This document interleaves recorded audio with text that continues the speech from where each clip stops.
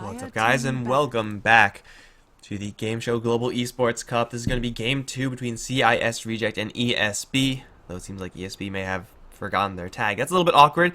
Either way, CIS Rejects currently hold a one-game lead, and after a pretty slow and steady Game 1, are going to be going into Game 2, well, one win away from just sheer victory. So, CIS Rejects, the vast favorites in this series, and we'll see if ESB can bring it back. I'm Mikelorus, going to be joined by Daneliecasts on the mic. We got Drop Bear on the stats, and hopefully everyone's here. Making today's really hard to work with since Reborn is broken again, or still. So, yeah, I don't know. Reborn has never been fixed. I'm pretty sure everyone can agree with that. Reborn just constantly has problems, patch after patch after patch.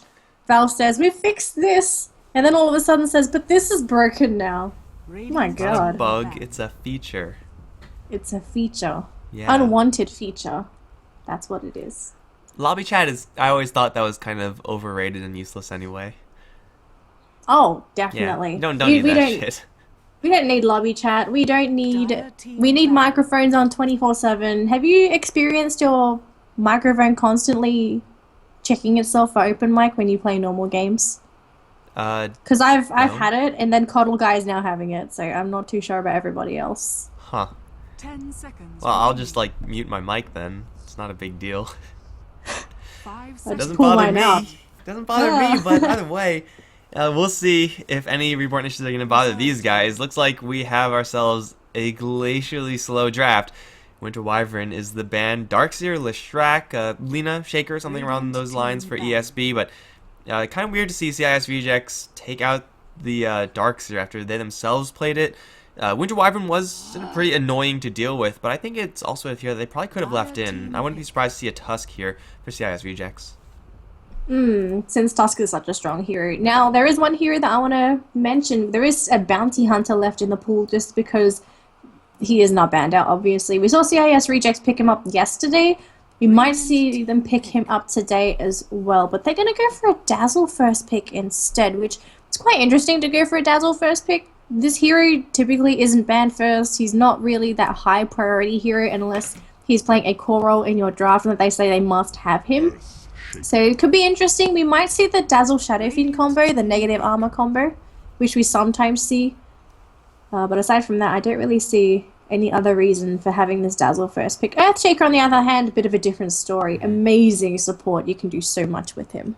The thing is with Dazzle is that he feels like a replaceable support hero with a effect that is not replaceable. Like, you can have a defensive support and it'll be fine, and that's usually what Dazzle is, but Grave is just, you can't replicate that ever, and like it just doesn't exist on anyone else, nothing really even close. Winter Wyvern, I guess, comes kind of close, but yeah, just having that Dazzle for that unique effect, they opened up last game with Dazzle into Tusk, and snowballing heroes into a Shadow Wave is definitely a source of high physical damage. It actually turns Dazzle, whoa! Whoa, okay. Is Nature's Prophet near someone else that I don't know of? Did they just misclick? No, I don't. Okay, this is I'm gonna say this horribly. They didn't misclick. They just feel confident and they want to show off their Nature's Prophet. One of them got the Immortal. Who has the Immortal? Every time I see people pick Huskar, I just assume that they want to show off their Immortals. Who doesn't? Show off your Scythe of Ice, show off your Flower. I thought you actually said that they had an Immortal. I'm like, how the hell would you know from this screen? No. Okay. Okay. Just wait for the game to start. They're probably gonna have a completely stacked Nature's Prophet with sunglasses that aren't released yet and everything. Holla holla, get dollar.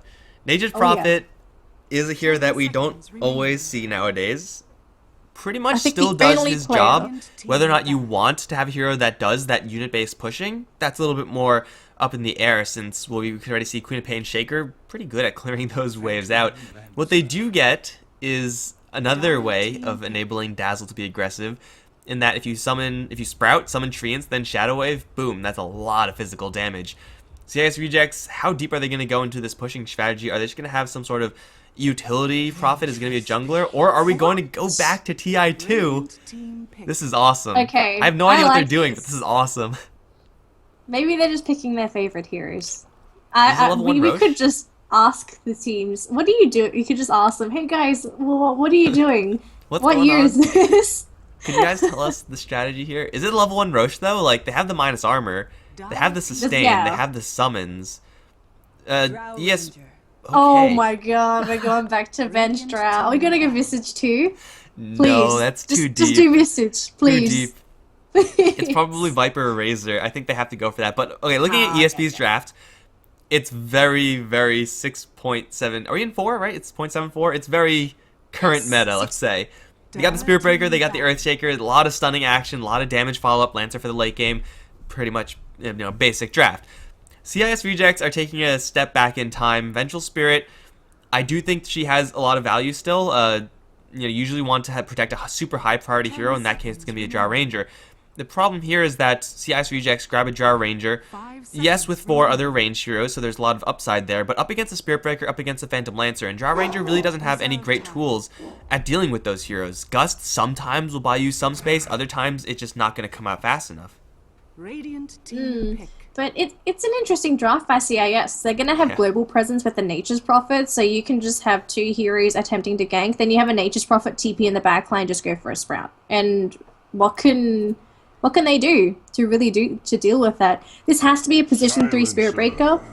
Oh, wait, is this a position 4 Spirit Breaker now?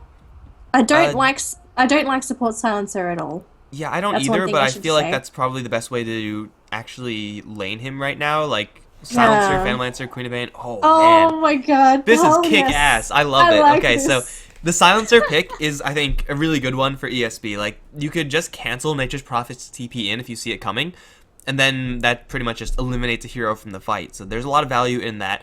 It is a hero that, will sometimes struggle up against the likes of Drow Ranger, and up against Vengeful Spirit Dazzle especially. But, I mean, they have the Spirit Breaker, they have the PL and Queen of Pain already. Drow Ranger's going to be under a lot of pressure. The Jakiro for CIS rejects works in quite a few ways. It is a hero that can buy a fast mech if needed. So if they want to go for pushing, and clearly they do, they'll have that covered. It works well with Nature's Prophet, since the Treants will stay alive longer to do more damage. And of course, it's another ranged hero that's a little bit tankier. Sort of a frontline hero for CIS rejects.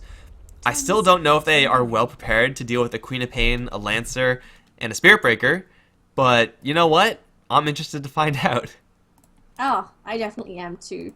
There's one disadvantage actually from picking the silencer. Like, yes, you're going to have the global silence to hopefully help you win those team fights, but remember, this is a 130-second cooldown on the spell, so this is going to be a massive cooldown that they have to constantly wait for. And does CIS have any long CD cooldowns? No, everything that they have comes off within about a minute.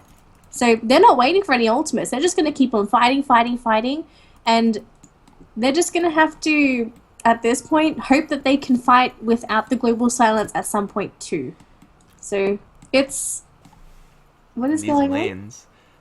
Got Iceberg handling the Drow Ranger. I mean, Goretz is on the Nature's Prophet. I remember seeing him play that a lot in the past. RT's on the Venge, Vank score on the Dazzle. Jakiro always want to fly. Poor Jakiro, right? But Iceberg in the mid lane, this is, I think, usually going to be fine if you're up against just one other hero. But with an Earthshaker and a Spirit Breaker in this game, most likely this Drow Ranger is going to be dealing with a couple of heroes in her laning stage. So now it's the battle of the runes to see who's going to get it. They're going to go for a charge onto Iceberg. Now there's nothing like a gust on the Drow. Beautiful, slow as well as a stun, and they're going to be able to keep her locked in place. So Iceberg definitely going to go down. No, unfortunately, denied. Oh, what? Whoa, okay, that is a sick play by CIS. That is... I would be so disappointed. That is so hard to actually do. Like, Drow Ranger also... Wow, she has 2 TPs. Okay, they really want Iceberg to go to the mid lane. That is so hard to do because, well, first of all, there's literally the entire ESB side beating down your Drow Ranger. Also, Vengeful Spirit doesn't actually have that much right-click damage. They're going to run a tri-lane up towards top, put a lot of heat onto the Spirit Breaker, both figurative and literal.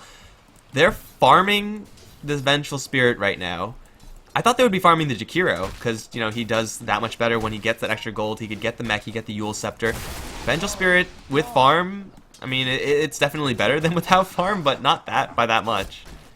Yeah, I think the only difference is that Ventral Spirit probably scales a little bit better in terms of right click, unless they're going to be sharing farm between these three heroes, because you look at them and they're all support material heroes. They all don't really need levels, they all don't really need farm. So maybe they could just be grabbing boots on all of these heroes and then having them randomly rotate, so having one farm and the other two rotate. Oh Courier god, that fine. was so close. This courier is glitched as hell on my screen, so yeah, it is gonna live, and Esco actually taking a lot of damage from it, from the Drow Ranger as well. Even cancels a salve, wow. Man, that's the second time Esco's salves have been canceled in this series. Feels so bad if you're the Queen of Pain, if you're any hero really, but yeah, Iceberg gonna get that delivery, he will not be punished by it. I thought that these lanes of CIS rejects would be Drow Ranger trialing up towards top with Venge and Dazzle and putting the Jakiro over in the mid lane. They are working with a lot of damage, however, like, you gotta remember Drow Ranger and Vengeful Spirit work pretty well together since damage plus damage equals good times. And with 3 heroes in this top lane up against just 1 melee hero, there's not much that Spirit Breaker can do to actually, you know, get close and get CS, first of all. There's no CS in this lane for him. Getting experience is also kind of off, because if he walks up, he's gonna be taking, what, plus 19 damage from all these heroes? That's a lot. And this tower already is gonna fall. Oh my god, not even 3 minutes too! The pushing is real! God, CIS are just going absolutely ham in that top lane, and what can ESB do? They just don't have anything that can counter push. They picked a silencer, a support that relies completely on his ultimate, and is gonna die potentially as well by a double damage Nature's Prophet. He's actually gonna be in head by vision, but never mind the range. First blood happening to a double damage off lane. Nature's Prophet. This game is mental. Boots are pretty good, and now he's going to go for the Phantom Lancer also, who has Doppelganger. He's going to dodge one more shot. Is there a Sprout? No, it looks like Nature's Prophet. Just going to guess wrong with that right click, but over towards top, the Pain Train does not stop. Charge into Bang Score. Into a Magic Missile, though, for Fake God. Dual Breath is there. Fissure onto 3. Pretty nicely done, but Fake God is not tanky enough to deal with this many ranged heroes. He'll get picked off by the Vengeful Spirit. And Bang Score, he has a clarity. He will have that mana translate into health, his Shadow Wave. And tier 2s now are going to fall. I haven't seen this in ages. Like, back when people ran Chen in Juggernaut, this would happen, but that's not for a while. Vangscore is gonna get charged, but Maug is taking a lot of damage with another Magic Missile to kill off the Silencer. Where is this charge actually coming from? Oh, Goretz is actually gonna interrupt it. Phase boots out, he'll be fine. He's so fast right now, none of these heroes up on top. They're melee, they're slow, they don't have the movement speed. Tower to fall. 0-3 in favor of CIS Rejects, with a shit ton of gold now on all their heroes, really. Is it time to slide over to the mid lane and do that again? It seems like it may just be that point. Now, normally pushing as a 4 to 5 man unit means that you're not going to be getting as much EXP, which means you're going to be lower leveled. This is a different story for this game. They're still ahead in terms of levels after pushing 2 towers. They're still ahead! So that means that CIS, they could just go for this push, and what can ESB do? What can they do? They're getting 1k net worth per minute. That is disgusting. Yeah, this is a weird kind of metagaming draft where it's like most teams aren't going to defend up against this turbo push. We did see also CIS Rejects ban out the Keeper of the Light, which would have wrecked this strategy, or, you know, would have done pretty well against it. Esco is level 5 as the Queen of Pain, so close to the Sonic Wave, which is kind of nice, but by that time, at least another 2 towers are going to fall. If CIS Rejects keep getting these kills, they'll keep getting that form of experience, and then they won't fall behind in that way you were describing earlier. Tower to fall, and yeah, soon the gold is actually going to start translating into items. Artis has bought something. What's on the courier? Okay, boots. 3 boots on the courier. Everyone's going to be getting their shoes from this guy. But I would expect a mech, a Necrobook especially, or an Aegis. CIS Rejects are moving like clockwork. Like, this is something that they shouldn't have practiced, but it definitely seems like they have practiced a lot. It's so interesting to just see such a fresh style of Dota, because let's admit it, the metagame is stale. There's a set metagame, you have to play by a certain boundary to, you know, be able to outplay the opponent. And then you get this. Something that's so out of the ordinary that I want to say is old school, just because pushing's gone out of fashion now. Yeah. So for them to do this, it's awesome. Just need a Venomancer, and we're really old school now. Spirit, no, Syllabear, get a Lone Druid up in here. Yes, Lone Druid, Venomancer. Can we just like swap out some heroes, go full on retro? It seems like they're not going to stop. We got a Medallion pickup on the Nature's Prophet, double Wraith Band on the Drow Ranger. someone should be going for Necrobook. In fact, the more Necrobooks, I think, the better in this game. Yeah, per person, it's 28 for the Precision Aura right now. It's only level 3 at this stage. Also, level 3 Vengeance Aura. The pain train does not stop. Like, choo-choo, it's coming for you. There's 5k net worth lead, only 500 in experience, which is the side effect of this type of strategy. So if CIS rejects get all these towers, that's really nice, but then they're kind of in an awkward stage where they have to go high ground, and that's a lot more difficult. It's still not impossible for sure, since they are actually approaching their ultimates, but another tier 2 tower to fall, and well, ESB, what do you guys have going for yourselves? Almost level 6 on Spirit Breaker. They got the Sonic Wave, which is nice.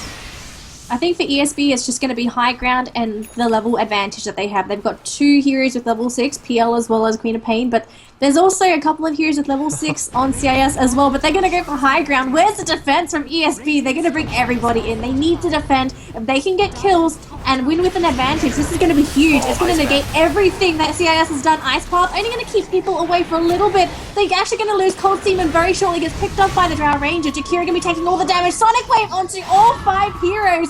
Nature's Prophet running away for his life. He gets graved up. Iceberg, on the other hand, being chased up. Beautiful Gust to keep those heroes in place. Queen of Pain goes down. They have to buy back on the Queen of Pain. And CIS, they're going to be able to get the Drow Ranger, but this is just an Aegis. Venge is low, as well as Dazzle, as well as Nature's Prophet. These heroes are just being peeled apart. And this advantage, is this actually going to be all lost because of those fights in Vanscore? Oh god, Vanscore. You're so lucky to be in that little tree. Hide in the trees! Listen to hi.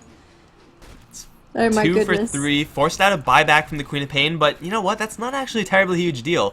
She got a Sonic Wave onto 4 heroes, and that in and of itself is fantastic, but when you buy back so early on, it costs like, what, 290 gold? That's just for CS. Like, that's not a big deal for Esco to actually make, since now she's level 7. She got paid off for it. That was an Aegis push from CIS Rejects, even with a great Ice Path over 4 heroes. The fact that they don't yet have their mechanism and also do not have any souls in their Urn of Shadows, in fact it was just delivered, means that they are going to get just absolutely obliterated by this AoE. They're going to get a Magic Missile onto Phantom Lancer. Actually, no, he's going to dodge with Doppelganger at the last second. Sprout is there. He's going to chop right through it, and he's going to be off free and clear. CIS Rejects, this is really, I feel like, their only game plan. Like, they have no alternative to this. Like, they can't go into a late game scenario here. It's just not going to work up against a Lancer and a Queen of Pain. So they just got to keep going. They have now level 4 Precision Aura, up to plus 37 for everybody. They have no mech on the Jakiro. They need that mechanism so badly. But I think it's just going to take too long for them to wait for the mechanism. They need to go for the recipe, and that's just so expensive. So hopefully maybe what they're trying to do is try and get some kills with this high ground push, do some damage, and hopefully finish up the mechanism that way. Because, yeah, they cannot sit down and farm at all. But the level advantage, the level gap is getting pretty clear at this point. 2 level 8 heroes on the side of ESB. Now the charge onto the Dazzle. Beautiful Ice Puff to keep them locked down in place too. So that's going to be the charge on cooldown for a little bit. Are there any level 6 ultimates? There's only 2 available on CIS. There's going to be Nona, the strike that was going to be there. They're going to jump right onto Artes. He's silenced up. Does he get the stun off? He does. Now, no one has died as of yet, but all the damage is spread out. They get the Queen of Pain. There's the grave onto Iceberg. He's still alive. We have Fate God chasing after the Drow. Drow's going to survive. Earthshake is going to be there with the stun, but that's not enough to charge onto Iceberg. Again, it came off cooldown. Drow, silenced. He's still alive. In the backside, they're going to lose everything. They lose the silencer and the Spirit Breaker as well, who tried to go for Iceberg, who was so low on 40 HP, and the Fish are going to actually keep the Drow down. So that's going to be the Drow dead. 2 heroes left. No, how do you have no buyback at 9 minutes into the game? And they're going to go right after these Raxes, and it's a PL. That's defending these Raxes. Ice Path, oh my goodness, mistake by the Earthshake. The TP does get an Echo Slam off, but it doesn't actually kill anyone as of yet, and the Vengeful Spirit will give her life away. The rest of his team has to run away. The Queen of Pain still chasing after them, and Nature's Prophet tries to TP out. The Sonic Wave in his face. There's a slow as one to always want to fly, but he needs to TP out.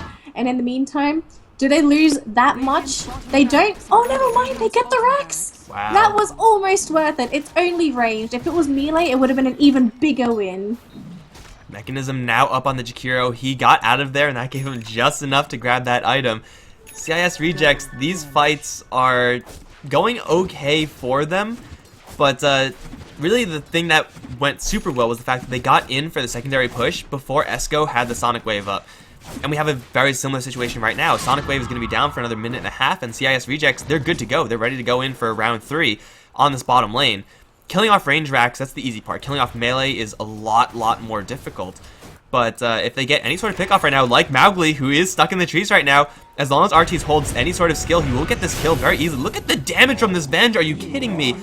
That seems like a double damage Vengeful Spirit because between the auras, it is. Like, plus 78 is disgusting. In the meantime, they're going to find Nature's Prophet with the charge. Ice Path going to come in, save him for a little while longer, but the Fisher will get the kill in the end. Here comes Vangscore. Always want to fly, going to push them all back with the fire. Fake God, slowed down by the Poison Touch. Taking a lot of damage, Gust through as well as the wave. He's stuck up on the high ground. Body blocks from the treants will get dropped by the Drow Ranger. 2 kills for CIS Reject in exchange for just 1. The thing is, though, the 1 kill that ESB did get is the Nature's Prophet, and he could teleport right into the push as soon as he's back up.